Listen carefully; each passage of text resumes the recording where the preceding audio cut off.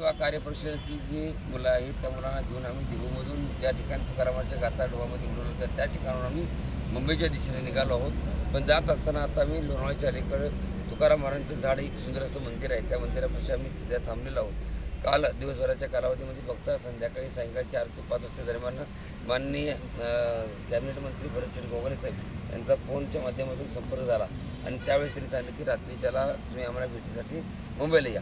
त्याच अनुषंगाने काही सिस्टमकडे आमच्या मुख्यमंत्री व कार्यक्रम 36 जिल्ह्यातील जी काही तरुण मुलं आहेत त्यासोबत घेऊन काही माता बहिणी आहेत त्यांना सोबत घेऊन रात्री गेलो आणि सकारात्मक चर्चा झाली। त्यावेळेस त्यांनी सांगितलं की आज दिवसभराच्या कालावधीमध्ये तुम्हाला तुमचा GR किंवा लेखी पत्र आश्वासन आम्ही 100% तुम्हाला देऊ। तुम्ही मुंबईच्या दिशेने चालण्याची काही गरज नाही, तुम्ही जिथं आहात त्याच ठिकाणी तुम्ही थांबा, पुढे येऊन तुम्ही अपघात करून घेण्याची काय गरज नाही आहे। उन्हाचे दिवस आहेत, त्यांनी आमची काळजी घेतली आणि त्याच अनुषंगाने त्यांनी सकारात्मक दृष्टीतून एक प्रतिसाद दिला।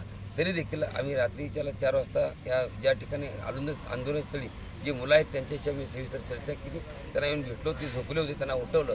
जर जायचं असेल तर आत्ताच निघायला लागते, कारण 5 वाजले होते, जायचं असेल तर आत्ताच निघावं लागेल, नाही जायचं नसेल तर मग आपल्याला मुक्काम करायचं का, भरतसिंग साहेबांनी जे सांगितलं त्याच पद्धतीने आपण थांबायचं का, अशा पद्धतीने सांगितलं। त्यांच्या शब्दावरती विश्वास ठेवून ते जरी इथं 1 दिवस किंवा 2 दिवस थांबू म्हटले तर आपण इथंच थांबू, पण आपण बाबा GR आणि लेखी पत्र घेतल्याशिवाय जायचं नाही, ह्या भूमिकेवर आम्ही सर्वजण ठाम राहिलो।